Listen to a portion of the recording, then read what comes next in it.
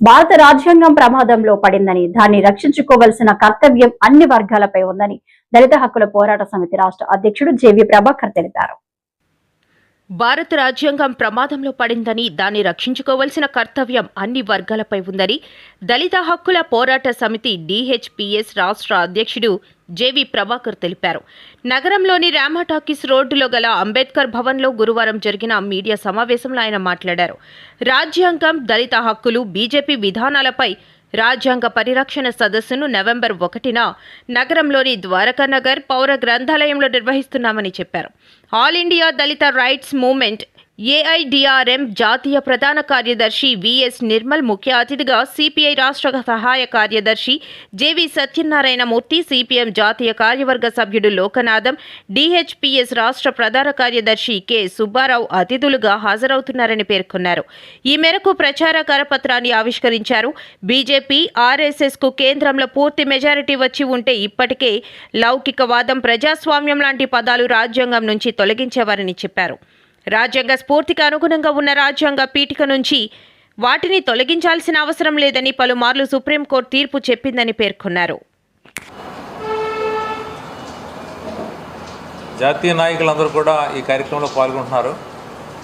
ఇది పిలుపు దళిత హక్కుల పోరాట సమితి ఇస్తుంది, కానీ మొత్తంగా విశాఖ జిల్లాలో ఉన్నటువంటి దళితులందరికీ కూడా సంబంధించినటువంటి కార్యక్రమం ఇది. కాబట్టి ముందుగా దళితులందరినీ కూడా, దళిత నాయకుల్ని, దళిత సంఘాలందరినీ కూడా ఈ కార్యక్రమానికి మేము ఆహ్వానిస్తున్నాము. ఇప్పుడు రాజ్యాంగానికి ఒక పెద్ద సమస్య ఏర్పడింది. బీజేపీ అధికారంలోకి వచ్చిన తర్వాత భారత రాజ్యాంగం 140 కోట్ల మంది జనాభా సమాన హక్కులు, సమాన అవకాశాలు కలిగి జీవించమని భారత రాజ్యాంగం చెప్తూ ఉంటే, భారతదేశాన్ని హిందూ రాష్ట్రంగా మార్చాలని చెప్పేసి గట్టి ప్రయత్నం బీజేపీ అధికారంలోకి వచ్చిన దగ్గర నుంచి చేస్తూ ఉంది.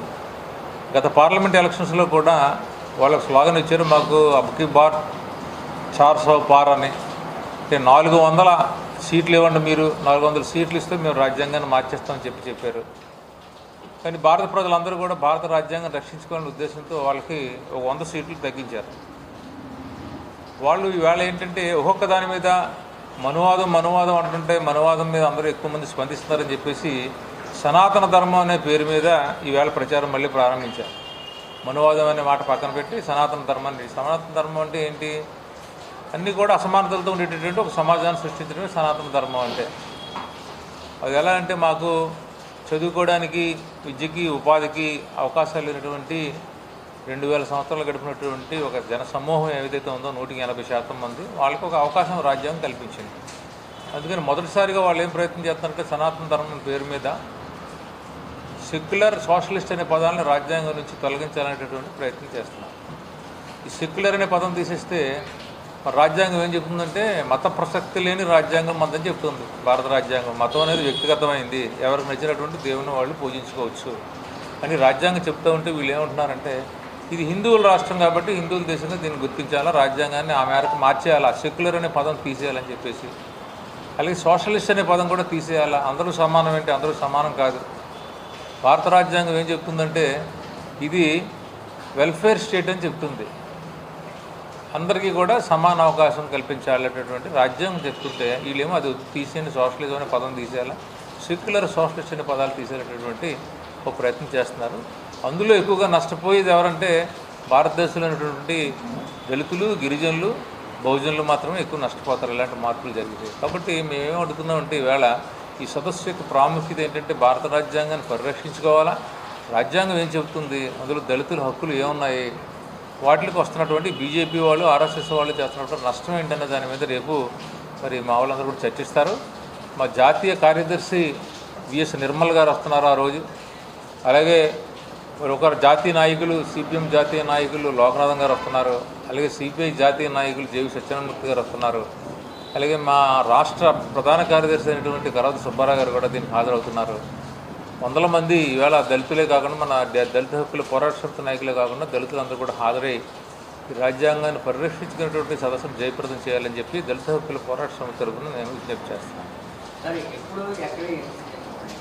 చెప్పండి, మీరు చెప్తారులే. రాజు, మేము DSPS, నేను వైజాగ్ డిస్ట్రిక్ట్ ప్రెసిడెంట్ను. ఈరోజు ఏంటంటే, DSPS ఆధ్వర్యంలో రాజ్యాంగ పరిషత్ సదస్సు 1/11/23 10 గంటలకు పబ్లిక్ లైబ్రరీ విశాఖపట్నం నందు జరుగుబడుతున్నాయి. అదేవిధంగా ఇప్పుడు మా రాష్ట్ర అధ్యక్షులు చెప్పినట్టుగా జాతీయ నాయకులు నిర్మలా గారు, తర్వాత జేజీ సత్యనారాయణ గారు, అదే లోకనాథం గారు, ప్రముఖ నాయకులన్నీ కూడా ప్రజా సంఘ నాయకులు కూడా అందరూ కూడా ఆహ్వానించడం జరిగింది. అందరూ కూడా ఈ సభకి వస్తున్నారు. కాబట్టి మా తాలూకు ఏంటంటే భారతదేశం ఇప్పుడు ఈ రాజ్యాంగాన్ని మార్చాలని బీజేపీ ప్రభుత్వం కుట్ర పొందుతుంది. ఇప్పుడు ఏంటంటే 400 సీట్లు ఇచ్చినట్లుగా అయితే మేమే రాజ్యాంగం ఎప్పుడో మార్చేసి ఉండేవారు. అదేవిధంగా తక్కువ సీట్లు వచ్చాయి కాబట్టి ఇప్పుడు వాళ్ళు ఏంటంటే రాజ్యాంగం మార్చడం వాళ్ళ చేతిలో లేదు. అసలు లౌకిక రాజ్యాంగం అంటే మత ప్రమేయం లేనిది.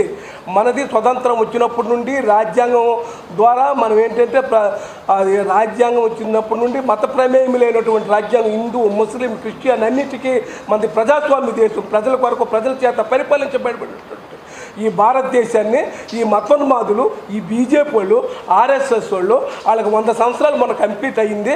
వాళ్ళు ఏంటంటే ప్రజల మీద ఈ విధంగా ఒత్తిడి చేసి జై శ్రీరామ్ లేకపోతే అసలు ఈ భారతదేశం నుండి పొండి అనే నినాదాలు కూడా వాళ్ళు ఇస్తున్నారు. ఇది చాలా దారుణమైనటువంటి విషయం. ఇదేంటంటే ఈ బీజేపీ ప్రభుత్వంలో ఆవులకు రక్షణ ఉంది కానీ ఆడవాళ్ళకి రక్షణ లేదు. ఎక్కడ చూసినా మారణ హోమం సృష్టిస్తున్నారు. రాష్ట్రపతి రామ్నాథ్ కోవింద్ గారు కూడా ఆయన ఏంటంటే కోనార్క్ దేవాలయంకి వెళ్ళినప్పటికీ ఆయనకి ఏం చేశారంటే గుడిలోకి రానివ్వకుండా మెట్ల మధ్య దగ్గరికి వచ్చి ఆయనకి దర్శనానికి అవకాశం ఇచ్చారు. అదేవిధంగా ముర్ము గారు ఉన్నారు, ఆవిడకి భారత పార్లమెంట్కి కూడా ఆహ్వానించలేదు ఈ బీజేపీ వాళ్ళు, ఆర్ఎస్ఎస్ వాళ్ళు కుట్ర పన్ని ఒక మహిళకి అంత కించిపరిచారు ఒక రాష్ట్రపతి గారికి. అదేవిధంగా ఏంటంటే గవాయి గారు ఉన్నారు, ఆయన ఏంటంటే బూట్లు ఇచ్చినాడు కిషోరు.